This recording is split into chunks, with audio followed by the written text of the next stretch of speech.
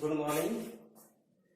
तो आज की जो हम लोग का टॉपिक है वो चैप्टर नंबर 2 के सेक्सुअल रिप्रोडक्शन फ्लावरिंग प्लांट्स का पार्ट 4 आज हम लोग पढ़ेंगे, पॉलिनेशन। इसके पहले हम लोग पढ़ चुके हैं कि किस प्रकार से जो है मेल एंड फीमेल फ्लावर में जो है जो उसके पार्ट्स उसका डेवलपमेंट होता है।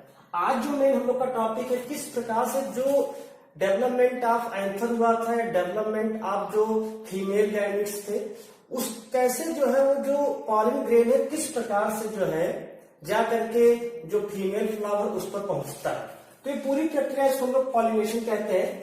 अगर पॉलिनेशन का एक डिफिनीशन की बात करें कि पॉलिनेशन होता क्या है, तो जो परागकण की प्रक्रिया होती है इसको समझ सकते जो है फिगर से। जैसे ये हमने बनाया था, यहां पर जो है ये हो गया स्टेमेन, ऊपर वाले भाग को एंथर कहते हैं, और ये हो गया एक फीमेल फ्लावर जिसको पिस्टिल कह सकते हैं, गाइनोसियम है ये। तो इसके अंदर चूंकि परागकण भरे होते हैं, बहुत सारे असंख्य परागकण यहां पर भरे होते हैं।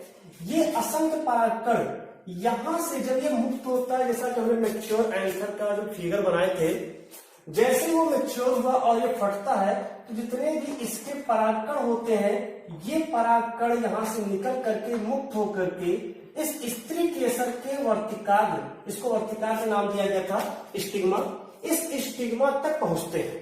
अब वो या तो स्वयं पहुंच सकते हैं या तो किसी जो है सहायक के माध्यम से पहुंचते हैं। तो अगर इसकी परिभाषा की बात किया जाए तो परिभाषा सामने आ रही है कि परागकोश से, क्योंकि ये परागकोश है, एंथर है, परागकोश से पराग कणों का मुक्त होकर स्त्री केसर के वर्तिकाग्र तक पहुंचने की प्रक्रिया को परागण कहते हैं। तो बहुत ही आसान से इसका परिभाषा है कि परागकोश से पराग कणों का मुक्त होकर स्त्री केसर के वर्तिकाग्र तक पहुंचने की प्रक्रिया को परागण कहते हैं। तो ये तो इसलिए डिफिनेशन हो गई। अब परागण की आवश्यकता क्यों पड़ी इसकी बात जानते हैं। तो जो परागण होता है, जब परागण की प्रक्रिया होती है, इसी के पश्चात जो फर्टिलाइजेशन की प्रक्रिया प्रारंभ होती है। तो अभी तो हम लोग चल रहे हैं परागण की प्रक्रिया पर। अब परागण जो होता है ये टाइप्स कितने प्रकार के जो परागण की प्रक्रिया होती है, यानी जो टाइप्स ऑफ पॉलिनेशन है उसकी अगर बात किया जाए, टाइप्स ऑफ पॉलिनेशन, जो पॉलिनेशन की प्रक्रिया होती है, परागण की प्रक्रिया होती है, ये दो प्रकार से होती है। पहला होता है सेल्फ पॉलिनेशन, सेल्फ पॉलिनेशन, और दूसरा होता है second cross pollination. Self pollination and second cross pollination, स्वपरागण परपरागण।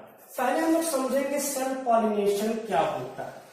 सेल्फ पॉलिनेशन की अगर परिभाषा की बात करें तो वही सेम परिभाषा को थोड़ा सा मॉडिफाइड करके उसको बोल सकते हैं कि परागकोश से पराग कणों का मुक्त होकर उसी पुष्प के, अथवा देखिए दो कंडीशन बनती है कि परागकोश से पराग कणों का मुक्त होकर उसी पुष्प के अथवा उसी पौधे के किसी दूसरे पुष्प के वर्तिकाग्र तक पहुंचने की प्रक्रिया को स्वपरागण कहते हैं। यानी सेल्फ पॉलिनेशन में क्या देख रहे हैं कि जो प्लांट है वो प्लांट एक ही होना चाहिए। प्लांट जैसे मान लीजिए प्लांट्स है, एक एग्जाम्पल को बता दीजिए, प्लांट्स है, ये इसका फ्लावर है और एक ये इसका फ्लावर है। इसका परागकण या तो इसी के जो स्त्री केसर पर वर्तिकाग्र है उस पर, अथवा ये यहां से मुक्त होकर के इस पर पहुंच गया, मतलब पौधा एक ही होना चाहिए। तो उस कंडीशन में जो है सेल्फ पॉलिनेशन माना जाता है। यानी कि पौधा सेम हो या पुष्प सेम हो, दोनों कंडीशन में सेल्फ जो है स्वपरागण होता है। तो स्वपरागण मतलब होता है कि जो परागकोश से परागकणों का मुक्त होकर के उसी पुष्प के अथवा उसी पौधे के किसी दूसरे पुष्प के स्त्री केसर के वर्तिकाग्र तक पहुंचने की प्रक्रिया को स्वपरागण कहते हैं। अब स्वपरागण की अगर युक्तियों की बात किया जाए, क्या क्या इसमें युक्तियां होती है। Contrivances for self pollination, self pollination.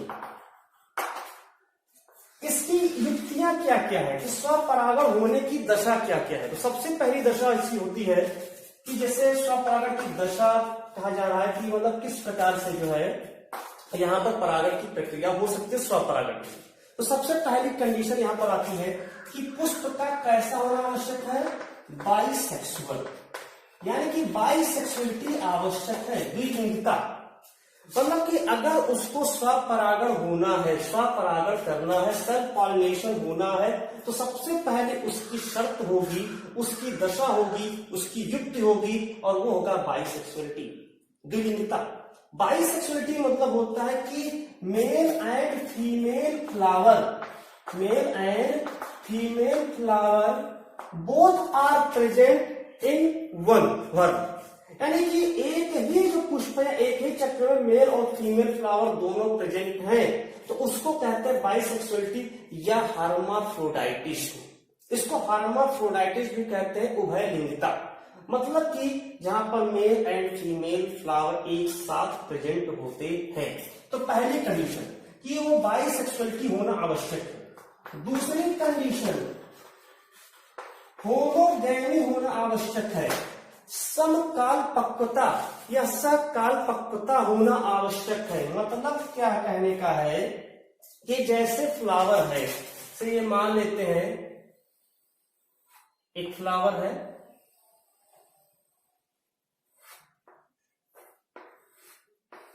ये इसके हो गए स्टेमेन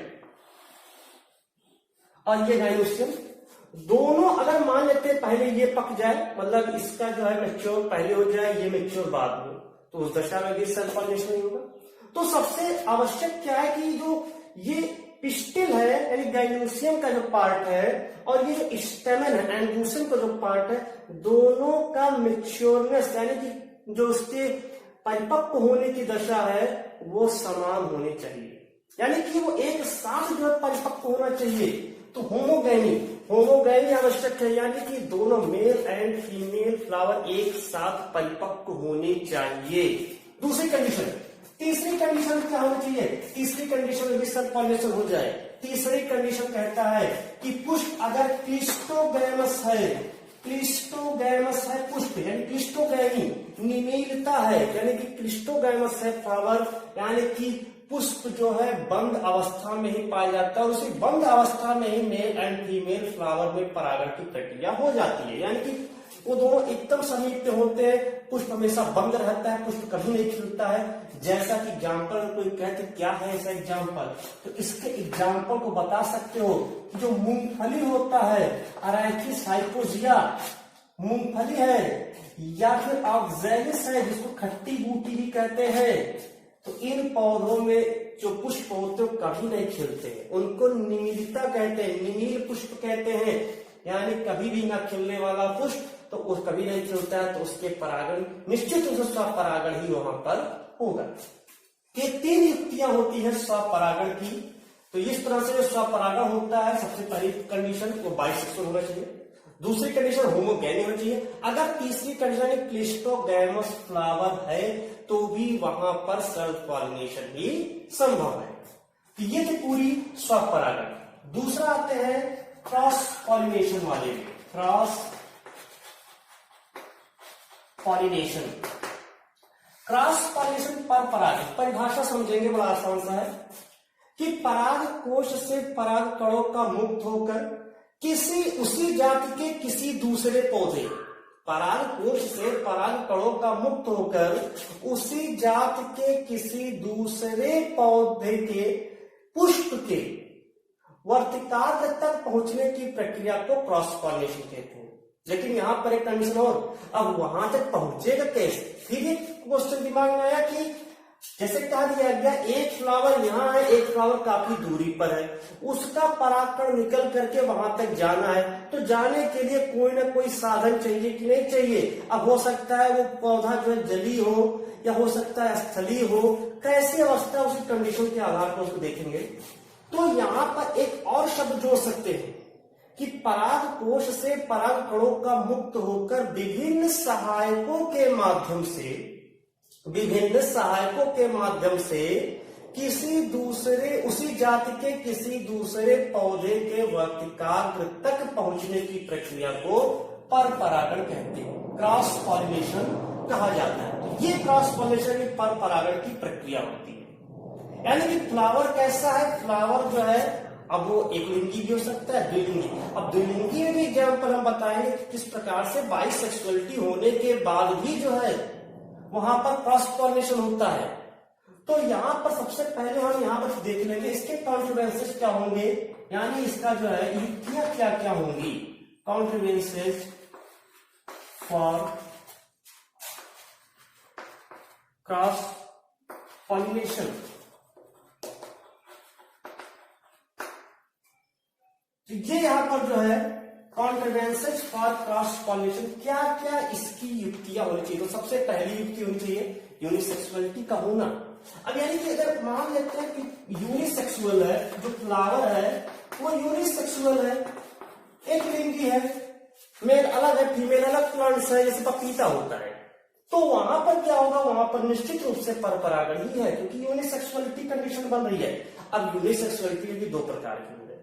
ये भी एक और चीज की यूनिसेक्सुअलिटी में दो प्रकार के हो जाते हैं। जैसे हमने पपीता का एग्जाम्पल बोल दिया कि मेल प्लांट अलग है फीमेल प्लांट अलग है, लेकिन कद्दू का एग्जाम्पल आ जाएगा तो क्या बोलेंगे। तो इस पे देखेंगे यहाँ पर कि यूनिसेक्सुअलिटी में भी दो कंडीशन बन गया। एक तो बन गया मोनोइसियस, एक बन रहा है मोनोइसियस और एक बन रहा है डायोइसियस। डायोइसियस, अब ये क्या मोनोइसियस क्या है, डायोइसियस क्या है, इसको देखेंगे। मोनोइसियस एक छई, मोनोइसियस का मतलब होता है कि जब प्लांट एक हो लेकिन मेल फ्लावर अलग उसी पौधे पर, फीमेल फ्लावर अलग उसी पौधे पर लगा हो तो उसको मोनोइसियस कहते हैं। एग्जाम्पल में जितने कुकुरबिटेसी वाले फैमिली में पौधे आते हैं जैसे कद्दू हो गया, लौकी हो गया, ये सब इसमें जो है आते हैं। तो ये यहां पर जो है कुकुरबिटा स्पीसीज जो होते हैं वो मोनोइसियस होते हैं, मेल एंड फीमेल फ्लावर अलग अलग होते हैं लेकिन प्लांट्स नहीं होता है। दूसरा डायोइसियस, डायोइसियस क्या है, मेल प्लांट ही अलग है फीमेल प्लांट ही अलग है, जैसे पपीता, जैसे कैरिका पपाया, पपीता। तो इस तरह से यह यहाँ पर पहली कंडीशन बन करके आ गई क्या कि यूनिसेक्सुअलिटी का होना आवश्यक है। यानी कि अगर वो एक लिंगी, अब एक लिंगी में फिर वही चीज कि यहां पर जो है मेल एंड फीमेल फ्लावर अलग अलग है, उस कंडीशन में वहां क्रॉस पॉलिनेशन ही होगा। दूसरी कंडीशन तो ए और बी से दर्शा देते हैं, बड़ी अच्छी वो अलग चीज आती है, सेल्फ स्टेबिलिटी, इनकम्पैटिबिलिटी, बड़ा अजीब सा चीज है सेल्फ स्टेबिलिटी या इनकम्पैटिबिलिटी।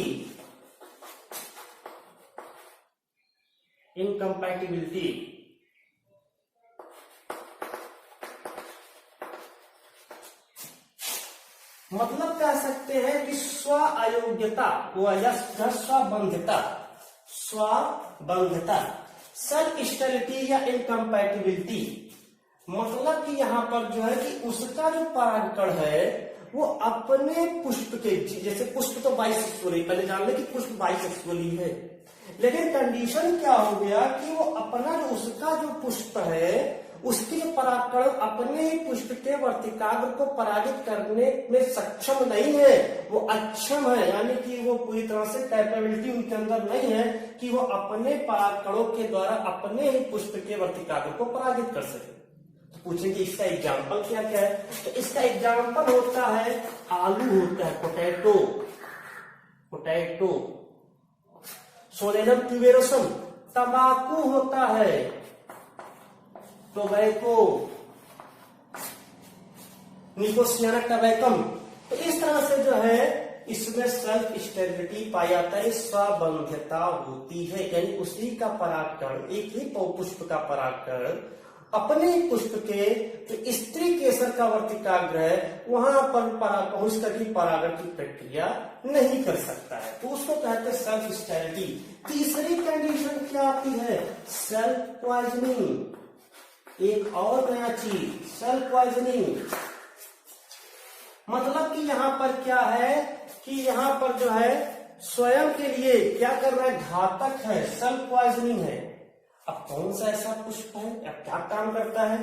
तो इसका एग्जाम्पल पहले जान लें। इसका एग्जाम्पल है आर्किड। आर्किड का जो पौधा होता है उसका जो परागकण होता है, अगर उसका परागकण उसी पुष्प के, बाइसेक्सुअल फ्लावर है, उसका परागकण अगर उसी पुष्प के वर्तिकाग्र पर पहुंच गया तो क्या होता है कि वो पुष्प सूख जाता है। यानी अपने ही पुष्प के लिए यह जो है काफी घातक होता है, पॉइजन का काम करता है, विष का काम करता है। तो सेल्फ पॉइजनिंग यहाँ पर जो है आती है। तो ये कंडीशन यहाँ पर आती है। अगली जो कंडीशन आती है उसको कहते हैं डाइकोगैमी। चौथा डाइकोगैमी।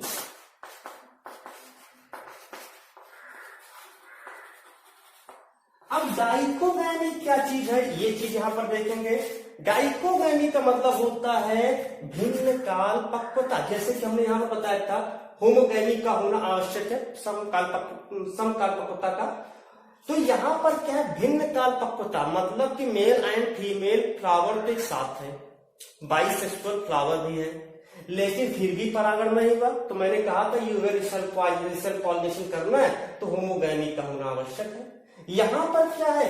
यहां पर अगर वो समकाल यानी कि समान अवधि में दोनों परिपक्व एक साथ नहीं होते हैं तो उस कंडीशन में सेल्फ पॉलिनेशन नहीं होगा, क्रॉस पॉलिनेशन भी हो सकता है। अब देखते कैसे। तो डाइकोगैमी भी दो प्रकार के बन जा रहे थे। एक हो जा रहा है यहां पर प्रोटेंड्री। प्रोटेंड्री हमने कहा था कि बहुत सारे कुछ बाइसेक्सुअल है, उसमें भी क्रॉस पॉलिनेशन होता है, भले ही प्लांट्स बाइसेक्सुअल। इसका एग्जांपल ले लेते हैं, बड़ा अच्छा एग्जांपल है। गुड़हल देखे हैं, गुड़हल हिबिस्कस जो होता है, गुड़हल जो होता है, कपास, कपास को भी देखे होंगे, गॉसिपियम। तो यहां पर हिबिस्कस गुड़हल, गुड़हल तो देखे होंगे, उसको बाइसेक्सुअल स्पष्ट दिखाई पड़ता है, लंबा सा निकला होता है। ये इसके 5 होते हैं, 5 में वर्तिकाग्र और छोटे छोटे यहीं पर जो है लगे होते हैं। स्टेमेन बहुत सारे इनफाइनाइट स्टेमेन होते हैं। अब कह सकते हैं कि ये बाइसेक्सुअल है तो ये यहां से उड़ करके गया और इसको पराजित कर दिया, ऐसा नहीं होगा। ये जो गुड़हल होते हैं इसकी प्रोटेंड्रस है ये फ्लावर। कैसे प्रोटेंड्रस है? मतलब क्या है प्रोटेंड्रस का? प्रोटेंड्रस का मतलब होता है कि प्रोटो मतलब फर्स्ट, एंडस मतलब एंड्रूसियम, मींस एंड्रूसियम फर्स्ट, पहले एंड्रूसियम परिपक्व हो जाता है। किसकी अपेक्षा? गाइनोसियम। वर्तिकाग्र पका ही नहीं और गाइनोसियम एंड्रूसियम जो पक गया। अब वो वहां से निकलेगा भी तो उस पुष्प को तो करेगा नहीं, तो किसी दूसरे उसी जाति का कोई दूसरा पौधा होता है, उसके अगर मान लेते हैं कि वो मैच्योर हो चुका है तो उसको जाके परागित करेगा, तो क्रॉस पॉलिनेशन हो रहा है। दूसरा कंडीशन बन रहा है क्या? तो दूसरा कंडीशन बन रहा है प्रोटोगाइनी। प्रोटोगाइनी अब नाम से फिर स्पष्ट हो गया। प्रोटो मतलब फर्स्ट, गाइनी मतलब गाइनोसियम, यानी कि गाइनोसियम पहले पक गया और स्टेमेन पका ही नहीं तो पॉलिनेशन आया नहीं।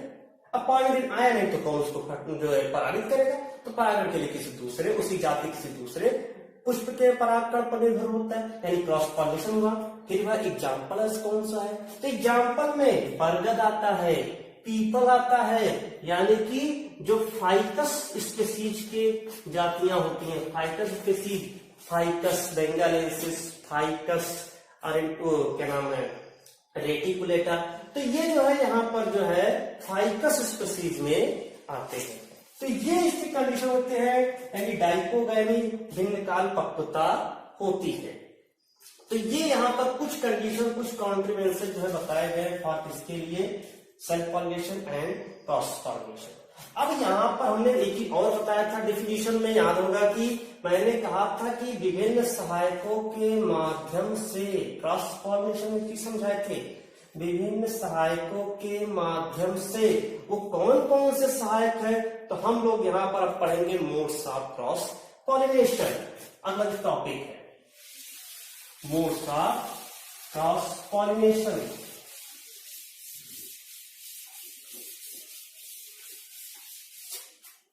तो नेक्स्ट है मोड्स ऑफ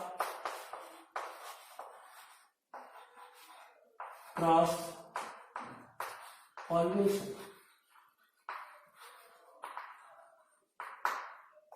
यानी कि जो क्रॉस पॉलिनेशन है इसकी साधन क्या, विधियां क्या है, विधि क्या है। तो जो क्रॉस पॉलिनेशन है इसमें विभिन्न प्रकार के सहायकों के माध्यम से जो है परागकण जो है स्त्री केसर के वर्तिकाग्र तक पहुंचता है। जैसे एनिमोफिली, एनिमोफिली मतलब वायु परागण। अब वायु परागण क्या है, यानी कि वायु के द्वारा, यानी अगर वायु के द्वारा होना है, मान लीजिए एनिमोफिली है, वायु के द्वारा उसको परागित होना है, तो निश्चित रूप से उसके पॉलन ग्रेड में कुछ ऐसी कंडीशन बननी चाहिए कि जो उसको आसानी से उगा सके। मतलब कह सकते हैं कि एक तो परागकण बहुत छोटा हल्का होना चाहिए, नहीं है तो पंखयुक्त होना चाहिए, जैसे कि पाइनस में होता है, पंखयुक्त होना चाहिए। वो उड़ करके वायु के सापेक्ष में उड़ करके जा करके वर्तिकाग्र पर पहुंचे। फिर कंडीशन की वर्तिकाग्र पर कैसे पहुंचेगा, तो वर्तिकाग्र चिपचिपा होना चाहिए कि जैसे उसके आसपास से गुजरे वो जाकर के उसे चिपक जाए। और इसके साथ में जो परागकण वो भी अधिक मात्रा में होने चाहिए, क्योंकि अब ज्यादा जरूरी तो है नहीं कि वो जब उड़ेगा साथ में वायु के तो सब जाकर के चिपक ही जाएंगे, तो इसलिए परागकण की मात्रा भी अधिक होनी चाहिए। तो यानी वायु के माध्यम से परागकण का किसी उसी जात के किसी दूसरे पौधे के वर्तिकाग्र तक पहुंचने की प्रक्रिया वायु परागण कहलाए। तो पहली कंडीशन। दूसरी कंडीशन क्या रहता है, दूसरी कंडीशन आता है जंतु परागण, जूफिली, यानी जंतुओं के द्वारा परागण। हमने बताया था कि पुष्प का जो दल होता है बड़ा रंगीन होता है, बड़ा जो है वो मनमोहक होता है, उसको देखने के बाद कीट पक्षी मनुष्य सभी आकर्षित होते हैं, और आकर्षित होकर क्या करेंगे, परागण कराते हैं। तो ये परागण में सहायता करते हैं। तो ये जूफिली, जंतु परागण, जंतु देख करके आकर्षित हो गया किसको, उसके खूबसूरत, उसके जो बहुत अच्छे सुंदर सुंदर जो उसकी पंखुड़ियां यानी दल है, उसको देख के आकर्षित हुआ, उसके पास गया, उसके मनमोहक खुशबू से, जैसे बहुत सारे पक्षियां होते हैं, बहुत सारे कीट होते हैं, मकरंद की तलाश में पहुंच गए, रस की तलाश में पहुंच गए, शहद बनाना है उनको और भी अपना भोजन करना है, उसके माध्यम से वहां तक पहुंचते हैं और अनजाने में ही वहां पर परागण की प्रक्रिया कर देते हैं। तो जूफिली। अब जूफिली भी कई प्रकार के होते हैं, हमने कहा कीट पहुंचता है, पक्षी पहुंचता है, बहुत सारी चीजें तो कौन कौन से, जैसे एंटोमोफिली, एंटोमोफिली, एंटोमोफिली जो होता है इसको कीट परागण कहते हैं। इससे मधुमक्खी है, शलभ है, बर है, ये सब क्या करते हैं, अपने भोजन की तलाश में जाते हैं, एक पुष्प पर बैठते हैं, उस पुष्प के परागकण उनके पैर पर, उनके पंख पे चिपकते हैं। जब वो किसी दूसरे पौधे के, उसी जाति किसी दूसरे पौधे के पुष्प में जाते हैं, मकरंद की तलाश में जाते हैं, अपने भोजन की तलाश में जाते हैं, तो वो जाकर के वहां पर जो अनचाहे रूप में जो है जाकर के वर्तिकाग्र से चिपक जाता है, यानी कि एंटोमोफिली, उसको हम कहेंगे कीट परागण। तो ये कीट परागण की प्रक्रिया यहाँ पर हो जाती है, एंटोमोफिली यहाँ पर होता है। दूसरा होता है ऑर्निथोफिली, ऑर्निथोफिली मतलब कि पक्षी परागण, पक्षियां भी जाते हैं अपने भोजन के लिए। की और ध्यान सुने कि जैसे अभी उसमें हम लोग आगे पढ़ेंगे डिस्पर्सन में है, उसको आगे तो पक्षी परागण, पक्षियां भी क्या करती हैं, पक्षी भी अपने भोजन की तलाश में जाते हैं और एक पुष्प के जब बैठी तो उसका भोजन करने पता चलता है, उसी अनचाहे रूप में उसके पुष्प के परागकण उसके पंख पैर में चिपकते हैं। जब वो दूसरे पुष्प पर जाती है वहां पर भी वह परागण की प्रक्रिया करती है, तो इसमें पक्षियां आ जाती हैं। ठीक है। तीसरा होता है मैंकोफिली, मैंकोफिली, मैंकोफिली ये स्नेल के द्वारा होता है। ये बर्ड्स है, ये इंसेक्ट है, ये यहां पर जो स्नेल के द्वारा। हालांकि अगर हम सेमल पौधा देखें, सेमल बोमेक्स वो क्या नाम है, बोमेक्स, तो सेमल होता है। उस सेमल में जो है अगर देखा जाए तो सेमल में गिलहरी के द्वारा जो है परागण होता है, ध्यान है। लेकिन बहुत सारे पुष्प स्नेल के द्वारा भी जो परागण जो घोंघा होता है जलीय पौधों में उसमें होता है। तो मैंकोफिली, उसको कहते हैं मैल को। फिर स्नेल के द्वारा जो है अगर उसमें जो परागण की प्रक्रिया हो रही है तो उसको स्नेल के द्वारा तो उसको मैल्कोफिली कहते हैं। एक और होता है कीरोप्टेरोफिली।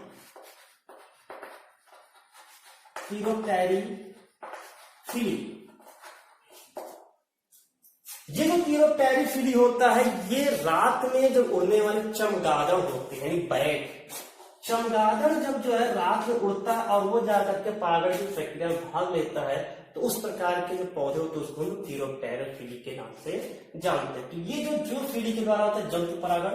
इसके अलावा जो है तीसरा हाइड्रोफिली होता है, जल परागण। हाइड्रोफिली जल परागण। एक और ध्यान देना, आइकॉर्निया। आइकॉर्निया का नाम सुने होंगे। आइकॉर्निया जलकुंभी जो आइकॉर्निया होता है उस आइकॉर्निया जलीय पौधा है लेकिन जल परागण नहीं होता है, उसमें वायु परागण होता है। ध्यान रखना उसमें वायु परागण ही होता है। पूछा जा चुका है कि जो आइकॉर्निया, बच्चे क्या देखते हैं कि आइकॉर्निया मतलब जल का पौधा है, नहीं। अब जल परागण मतलब जलीय पौधा, आइकॉर्निया जलीय है यानी जल परागण होगा, ऐसा नहीं होता है। उसके जो पुष्प होते हैं जो है जल के काफी ऊपर निकले होते हैं तो वायु के माध्यम से जाकर के जो है परागण करते हैं, उसमें वायु परागण ही होता है, याद रखना। ये जल परागण नहीं होता है। और बाकी जलीय पौधे उसमें जल परागण होता है, जल के माध्यम से परागण की प्रक्रिया वहां पर होती है। तो ये इतना जो था पॉलिनेशन की प्रक्रिया में, तो सेल्फ पॉलिनेशन और क्रॉस पॉलिनेशन समझा। क्रॉस पॉलिनेशन के मोड्स भी समझ में आ गया होगा। धन्यवाद।